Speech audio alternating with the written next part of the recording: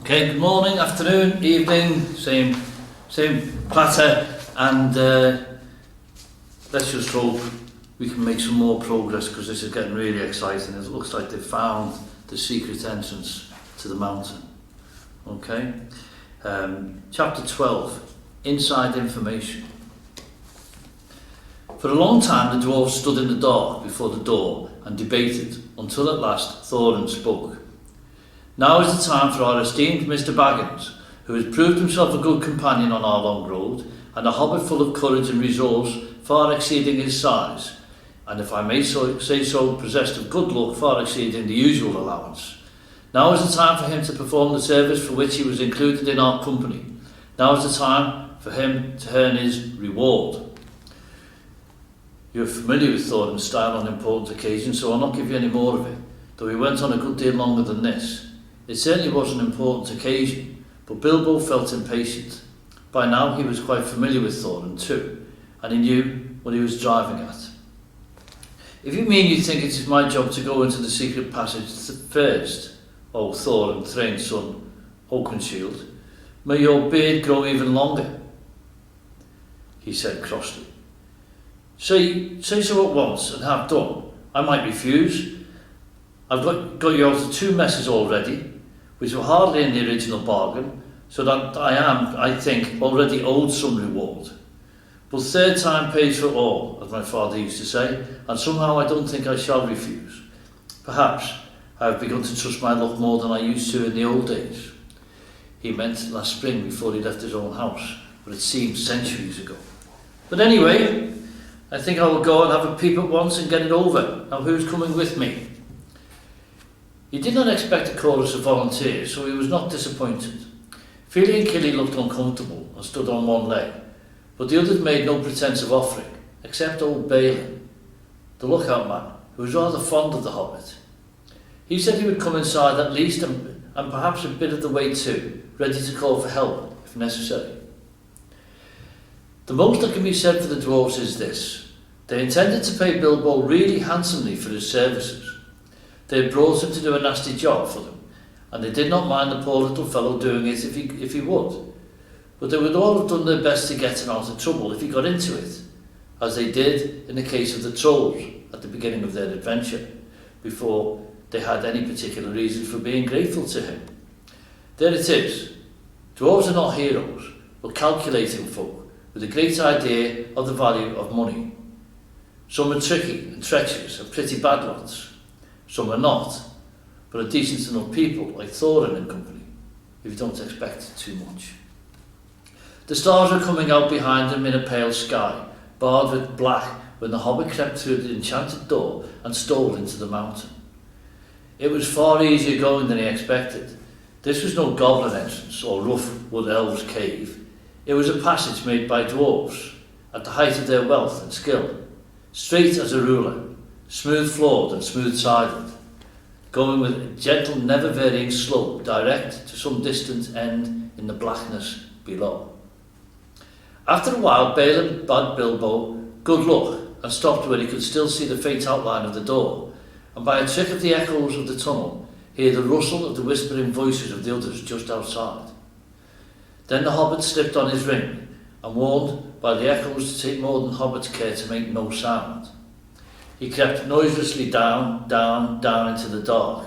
He was trembling with fear, but his little face was set and grim. Already he was a very different Hobbit from the one that had run out without a pocket handkerchief from Bag End long ago. He'd not had a pocket handkerchief for ages. He loosened his dagger in its sheath, tightened his belt, and went on. Now you're in for it at last, Bilbo Baggins, he said to himself. You went and put your foot right in it that night of the party. Now you've got to pull it out and pay for it. Dear me, what a fool I was. And am, said the least took part of him. I've absolutely no use for dragon-guarded treasures, and the whole lot could stay here forever if only I could wake up and find this beastly tunnel was my own front hall at home. He did not wake up, of course, but went still on, till all sign of the door behind had faded away. He was altogether alone. Soon he thought it was beginning to feel warm. Is that a kind of a glow I seem to see coming right ahead down there, he thought. It was. As he went forward, it grew and grew, till there was no doubt about it. It was a red light steadily getting redder and redder. Also, it was now undoubtedly hot in the tunnel. Wisps of vapour floated up and past him and he began to sweat. A sound, too, began to throb in his ears, a sort of bubbling, like the noise of a large pot galloping on the fire, mixed with a rumble as of a gigantic tomcat purring. This grew to the unmistakable gurgling noise of some vast animal snoring in its sleep, down there in the red glow in front of him. It was at this point that Bilbo stopped. Going on from there was the bravest thing he ever did. The tremendous things that happened afterwards were as nothing compared to it. He fought the real battle in the tunnel alone before he ever saw the vast danger that lay in wait. At any rate, after a short halt, go on he did, and you can picture him coming to the end of the tunnel, an opening of much the same size and shape as the door above. Through it peeps the Hobbit's little head. Before him lies the great bottommost cellar or dungeon hall of the ancient dwarves right at the mountain's root. It is almost dark so that its vastness can only be dimly guessed, but rising from the near side of the rocky floor there is a great glow, the glow of Smaug. There he lay, a vast red golden dragon, fast asleep. A thrumming came from his jaws and nostrils, and wisps of smoke, but his eyes were low in slumber. Beneath him, under all his limbs and his huge coiled tail, and about him on all sides, stretching away across the unseen floors, lay countless piles of precious things, gold wrought and unwrought, gems and jewels, and silver red-stained in the ruddy light. Smaug lay, with wings folded like an immeasurable bat, turned partly on one side, so that the Hobbit could see his underparts and his long pale belly crusted with gems and fragments of gold from his long lying on his costly bed. Behind him, where the walls were nearest, could dimly be seen coats of mail, helms and axes, swords and spears hanging, and there in rows stood great jars and vessels filled with a wealth that could not be guessed. To say that Bilbo's breath was taken away is no description at all. There are no words left to express his staggerment, since men changed the language that they learned of elves in the days when all the world was wonderful. Bilbo had heard tell and sing of dragons' hoards before, but the splendour, the lust, the glory of such treasure had never yet come home to him. His heart was filled and pierced with enchantment, and with the desire of dwarves, and he gazed motionless, almost forgetting the frightful guardian at the gold beyond price and count. He gazed for what seemed an age, before, drawn almost against his will, he stole from the shadow of the doorway, across the floor to the nearest edge of the mounds of treasure. Above him, the sleeping dragon lay, a dire menace even in his sleep. He grasped a great two-handled cup, as heavy as he could carry, and cast one fearful eye upwards. Smaug stirred a wing, opened a claw. The rumble of his snoring changed its note. Then Bilbo fled, but the dragon did not wake, not yet, but shifted into other dreams of greed and violence, lying there in his stolen hall, while the little hobbit toiled back up the long tunnel. His heart was beating, and a more fevered shaking was in his legs than when he was going down, but still he clutched the cup, and his chief thought was, "I've done it, this will show them, more like a grocer than a burglar indeed. Well, we'll hear no more of that." Nor did he. Balin was overjoyed to see the hobbit again, and as delighted as he was surprised. He picked Bilbo up and carried him out into the open air. It was midnight, and clouds had covered the stars, but Bilbo lay with his eyes shut, gasping and taking pleasure in the feel of the fresh air again, and hardly noticing the excitement of the dwarves, or how they praised him and patted him on the back, and put themselves and all their families for generations to come at his service. The dwarves were still passing the cup from hand to hand, and talking delightedly of the recovery of their treasure, when suddenly a vast rumbling woke in the mountain underneath, as if it was an old volcano that had made up its mind to start eruptions once again.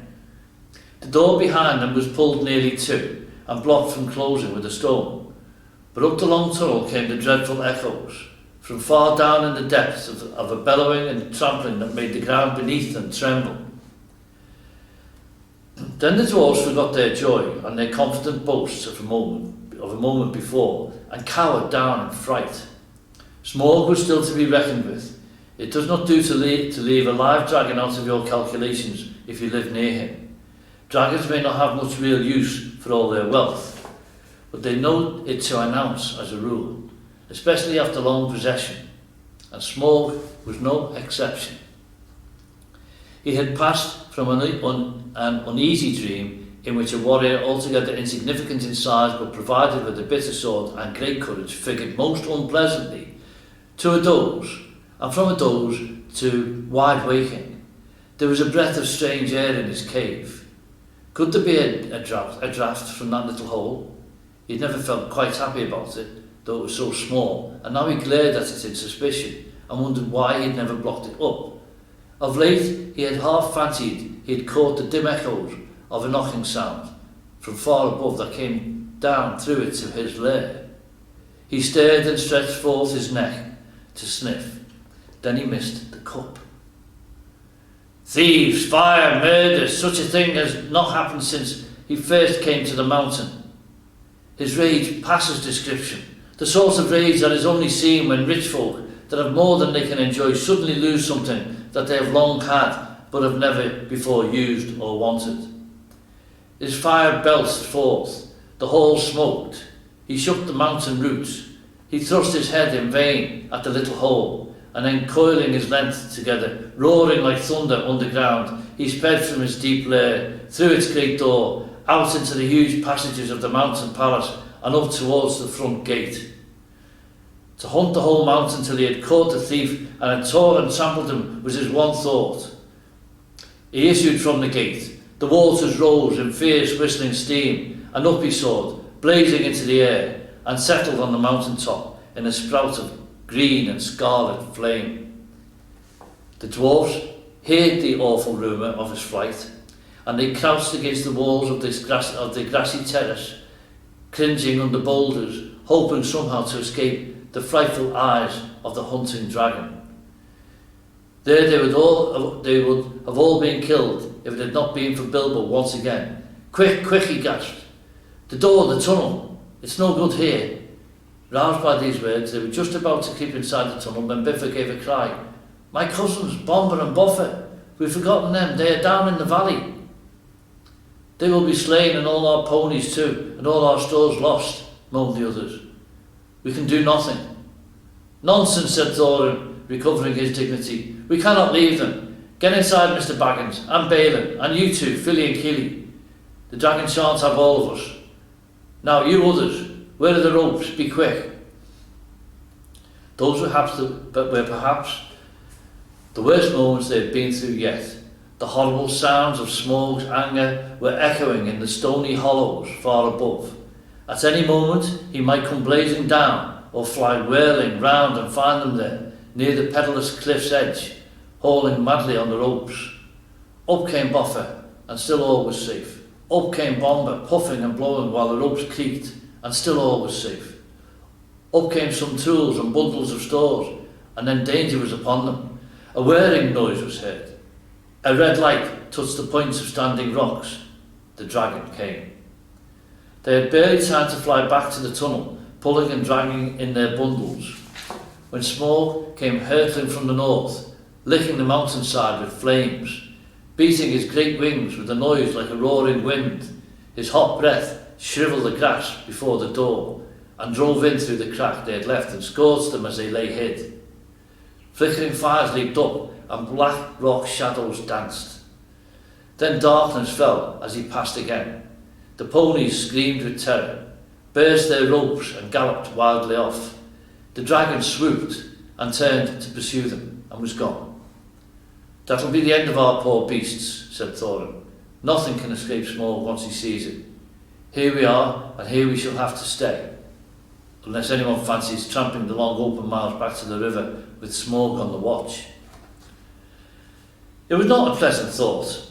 They crept further down the tunnel, and there they lay and shivered, though it was warm and stuffy, until dawn came pale through the crack of the door. Every now and again, through the night, they could hear the roar of the flying dragon grow and then pass and fade as he hunted round and round the mountainsides. He guessed from the ponies and from the traces of the camps he had discovered that men had come up from the river and the lake and had scaled the mountainside from the valley where the ponies had been standing. But the door withstood his searching eye, and the little high-walled bay had kept out its fiercest flames.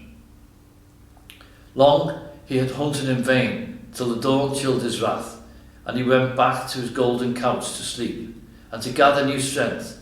He would not forget or forgive the theft, not if 1,000 years turned him to smouldering stone. But he could afford to wait. Slow and silent he crept back to his lair and half closed his eyes. When morning came, the terror of the dwarves grew less. They realised that dangers of this kind were inevitable in dealing with such a guardian, and that it was no good giving up their quest yet. Nor could they get away just now, as Thorin had pointed out. Their ponies were lost or killed, and they would have to wait some time before Smaug relaxed his watch sufficiently for them to dare the long way on foot. Luckily, they'd saved enough of their stores to last them still for some time. They debated long on what was to be done, but they could think of no way of getting rid of Smaug, which had always been a weak point in their plans, as Bilbo felt inclined to point out.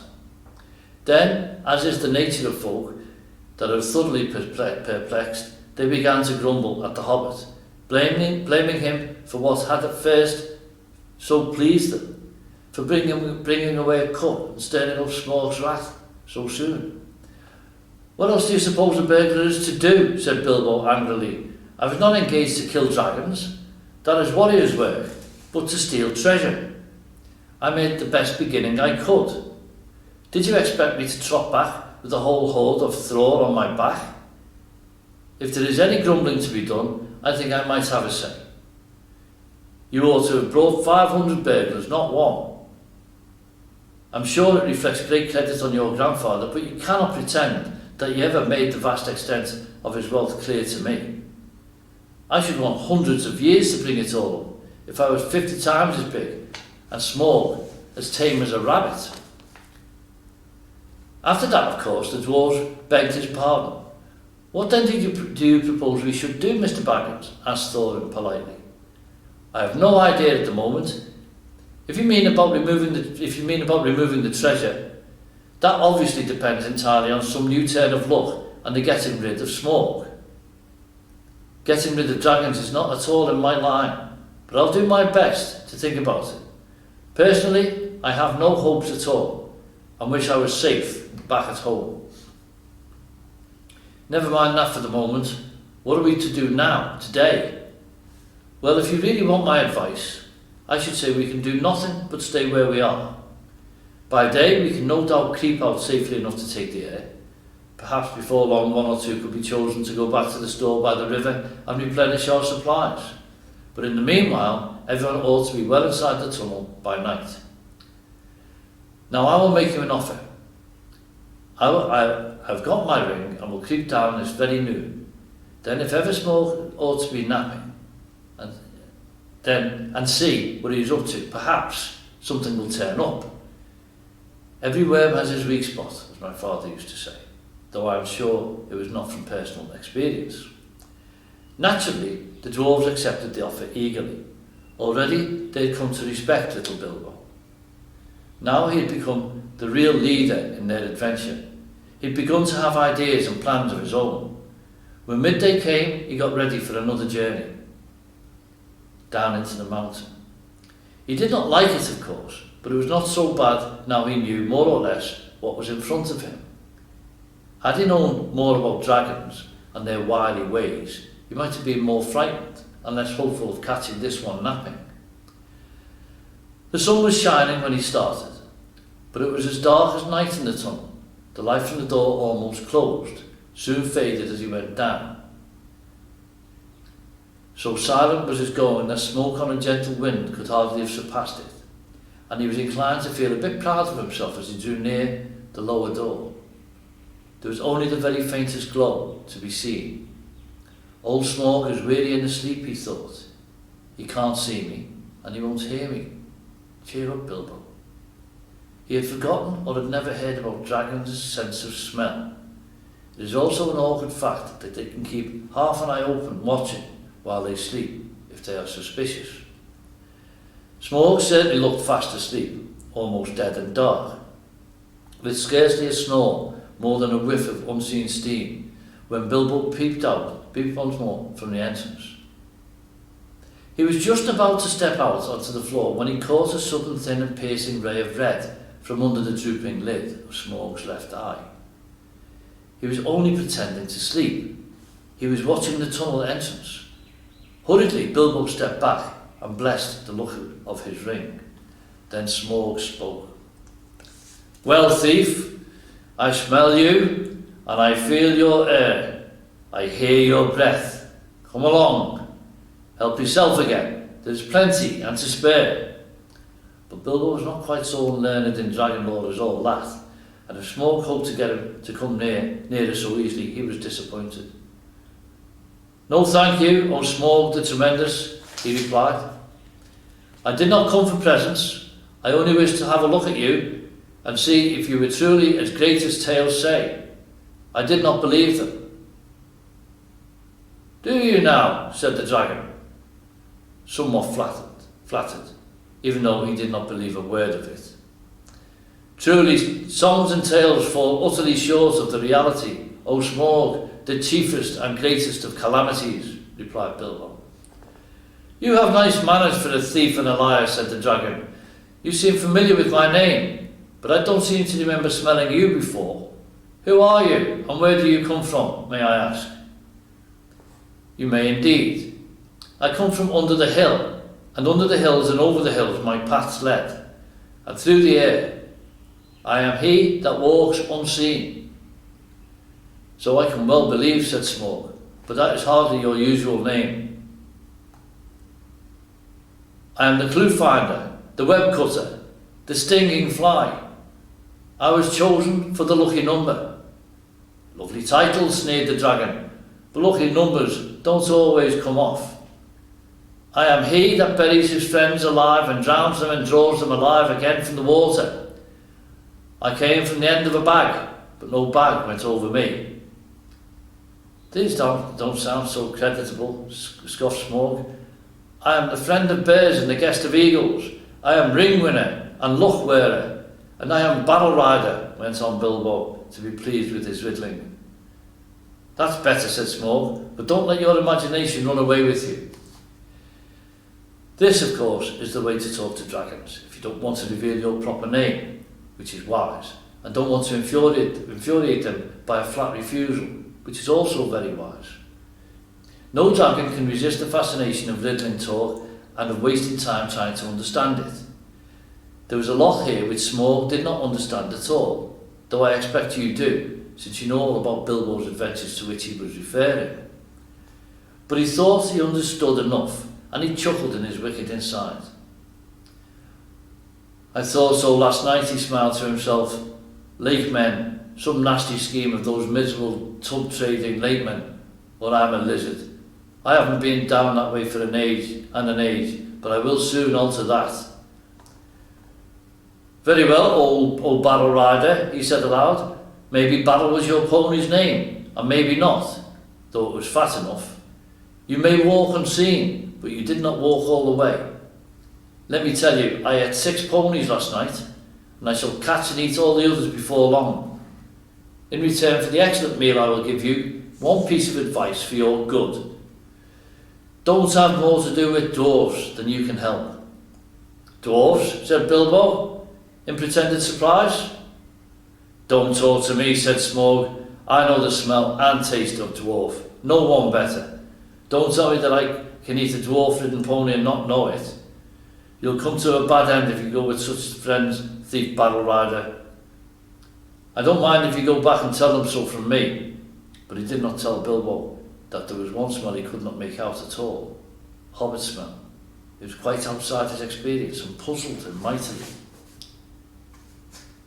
"I suppose you got a fair price for that cup last night," he went on. "Come now, did you? Nothing at all?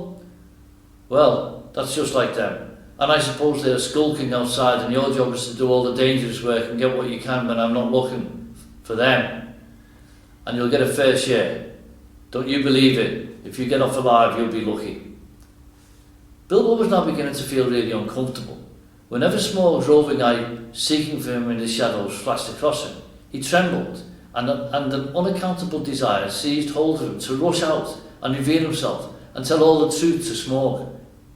In fact, he was in grievous danger of coming under the dragon's spell. But plucking up courage, he spoke again. "You don't know everything, O Smaug the Mighty," said he. "Not gold alone brought us hither." "Ha! You admit the us," laughed Smaug. "Why not say us 14 and be done with it, Mr. Lucky Number? I'm pleased to hear that you had other business in these parts besides my gold. In that case, you may perhaps not altogether waste your time. I don't know if it has occurred to you that even if you could steal the gold bit by bit, a matter of 100 years or so, you could not get it very far. Not much use on the mountainside, not much use in the forest. Bless me, had you never thought of the catch? A 14th share, I suppose, or something like it. Were those the terms, eh? But what about delivery? What about cartage? What about armed guards and tolls?"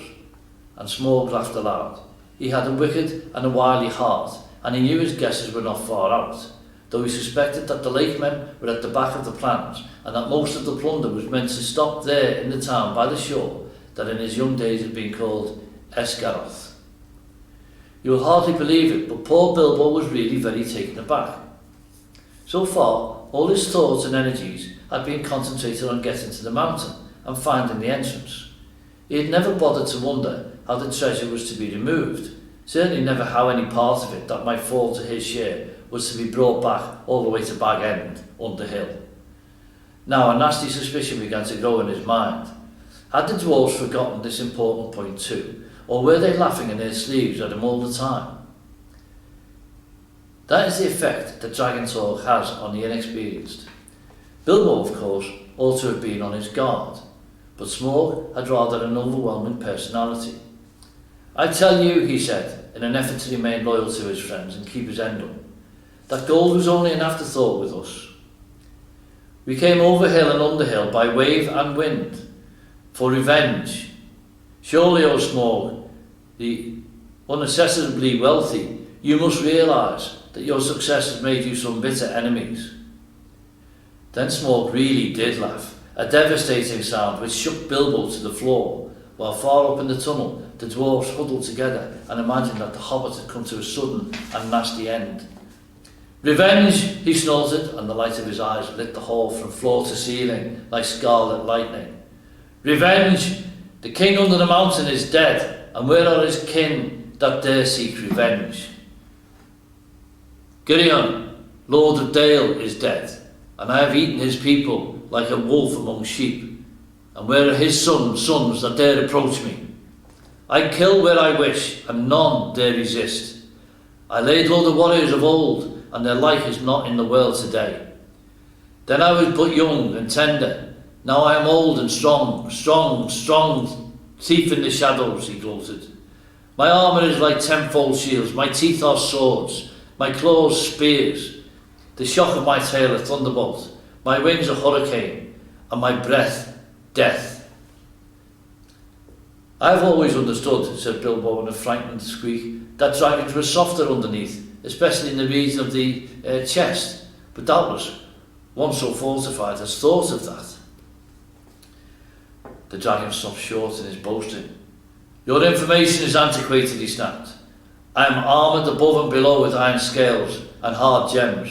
No blade can pierce me." "I might have guessed it," said Bilbo. "Truly there can nowhere be found the equal of Lord Smaug the impenetrable. What magnificence to possess a waistcoat of fine diamonds." "Yes, it is rare and wonderful indeed," said Smaug, absurdly pleased.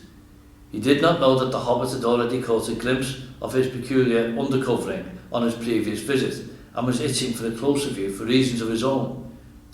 The dragon rolled over. "Look," he said, "what do you say to that?" Dazzlingly marvellous, perfect, flawless, staggering, exclaimed Bilbo aloud. But what he thought inside was, old fool, why, there is a large patch in the hollow of his left breast, as bare as a snail out of its shell.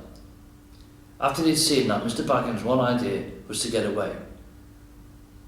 Well, I really must detain your magnificence any longer, he said, or keep you from much needed rest. Ponies take some catching, I believe, after a long start. And so do burglars, he added with a parting shot, as he darted back and fled up the tunnel. It was an unfortunate remark, for the dragon spouted terrific flames after him, and fast though he sped up the slope, he had not gone nearly far enough to be comfortable before the ghastly head of smoke was thrust against the opening behind. Luckily the whole head and jaws could not squeeze in, but the nostrils sent forth fire and vapour to pursue him, and he was nearly overcome and stumbled blindly on in great pain and fear. He had been feeling rather pleased with the cleverness of his conversation with Smoke, but his mistake at the end shook him into better sense. Never laugh at live dragons, Bilbo, you fool, he said to himself, and it became a favourite saying of his later and passed into a proverb. You aren't nearly through this adventure yet, he added, and that was pretty true as well. The afternoon was turning into evening when he came out again and stumbled and fell in a faint on the doorstep. The dwarves revived him and doctored his scorches as well as they could, but it was a long time before the hair on the back of his head and his heels grew properly again. It had all been singed and fizzled right down to the skin. In the meanwhile, his friends did their best to cheer him up, and they were eager for his story, especially wanting to know why the dragon had made such an awful noise and how Bilbo had escaped. But the Hobbit was worried and uncomfortable, and they had difficulty in getting anything out of him. On thinking things over, he was now regretting some of the things he had said to the dragon, and was not eager to repeat them. The old thrush was sitting on a rock nearby with his head cocked on one side, listening to all that was said. It shows what an ill-tempered Bilbo was in. He picked up a stone and threw it at the thrush, which merely fluttered aside and came back. Drat the bird, said Bilbo crossly. I believe he is listening, and I don't like the look of him. Leave him alone, said Thorin. The thrushes are good and friendly. This is a very old bird indeed, and it may be the last left of the ancient breed that used to live about here, tamed to the hands of my father and grandfather. They were a long-lived and magical race, and this might even be one of those that were alive then, a couple of hundreds of years or more ago. The men of Dale used to have a trick for understanding their language, and used them for messengers to fly to the men of the lake and elsewhere. Well, he'll have news to take to Lake Town all right if that is what he's after, said Bilbo. Though I don't suppose there are any people left there that have trouble with thrush language. Why, what has happened? Cried the dwarfs. Do get on with your tale. So Bilbo told them all he could remember, and he confessed that he had a nasty feeling that the dragon guessed too much from his riddles, added to the camp and the ponies. I'm sure he knows we came from Lake Town and had help from there, and I have a horrible feeling that his next move may be in that direction. I wish to goodness I had never said that about Battle Rider. It would make even a blind rabbit in these parts think of the lake men. Well, it cannot be helped, and it is difficult not to slip in talking to a dragon, or so I've always heard, said Balin, anxious to comfort him. I think you did very well, if you ask me. You found out one very useful thing at any rate, and got home alive, and that is more than most can say who have had words with the likes of Smoke. It may be a mercy and a blessing yet to know of the bare patch in the old worm's diamond waistcoat. That turned in the conversation, and they all began discussing dragon slayings, historical, dubious and mythical, and the various sorts of stabs and jabs and undercuts, and the different arts, devices and stratagems by which they had been accomplished. The general opinion was that catching a dragon napping was not as easy as it sounded, and the attempt to stick one or prod one asleep was more likely to end in disaster than a bold frontal attack. All the while they talked, the thrush listened, till at last, when the stars began to peep forth it silently spread its wings and flew away. And all the while they talked, and the more shadows lengthened, Bilbo became more and more unhappy, and his foreboding grew.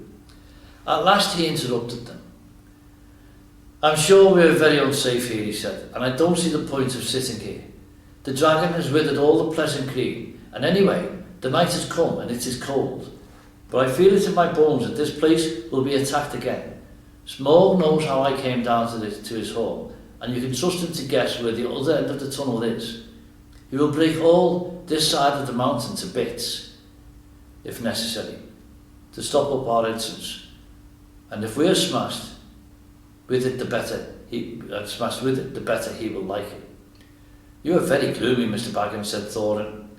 "Why has not Smaug blocked the lower end then, if you're so eager to keep us out?" "He has not, or we should have heard him." I don't know, because at first he wanted to try and lure me in again, I suppose, and now perhaps because he is waiting till after tonight's hunt, or because he does not want to damage his bedroom if he can help it. But I wish you would not argue. Smaug will be coming out at any minute now, and our only hope is to get well in the tunnel and shut the door." He seemed so much in earnest that the dwarves at last did as he said. Though they delayed shutting the door, it seemed a desperate plan, for no one knew whether or how they could get it open again from the inside, and the thought of being shut in a place from which the only way out led through the dragon's lair was not one they liked. Also, everything seemed quite quiet, both outside and down the tunnel. So for the longest while they sat inside, not far down from the half-open door, and went on talking. The talk turned to the dragon's wicked words about the dwarves. Bilbo wished he had never heard them, or at least that he could feel quite certain that the dwarves were now absolutely honest when they declared that they had never thought at all about what would happen after the treasure had been won.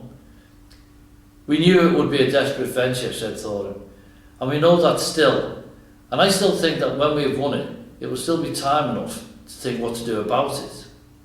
As for your share, Mr. Baggins, I assure you we are more than grateful, and you shall choose your own 14th, as soon as we have anything to divide.